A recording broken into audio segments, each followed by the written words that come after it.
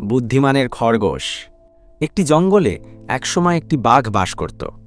বাঘটি ছিল অত্যন্ত ভয়ঙ্কর এবং প্রতিদিন সে এক একটি পশু শিকার করে খেত। জঙ্গলের সমস্ত পশু মিলে একদিন একটি সমাধান খুঁজে বের করল। তারা সিদ্ধান্ত নিল প্রতিদিন একজন করে প্রাণী বাঘের খাদ্য হিসেবে যাবে, আর বাঘ অন্য প্রাণীদের শিকার করবে না। এই চুক্তি বেশ কিছুদিন ঠিকঠাক চলল। একদিন পালা এলো একটি ছোট্ট খরগোশের। খরগোশটি ছিল খুব বুদ্ধিমান। সে জানত বাঘকে বাঁচতে দেবে না, তাই সে একটি কৌশল নিল। খরগোশটি ইচ্ছা করে অনেক দেরি করে বাঘের কাছে গেল। বাঘ রাগে গর্জন করে জিজ্ঞাসা করল, এত দেরি কেন করেছ? খরগোশ উত্তর দিল, মহারাজ, আমি আসতে চেয়েছিলাম, কিন্তু পথে আরেকটি বাঘ আমাকে থামিয়ে দিল।